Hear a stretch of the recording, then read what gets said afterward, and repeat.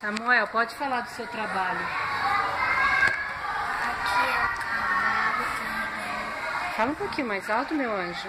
Aqui é o cavalo carregando produtos para levar para cá. Aqui é a casa dos escravos e a casa dos engenhos dos coqueiros. E aí, como que foi para fazer esse trabalho? Legal. Você gostou? Aprendeu bastante? Muito.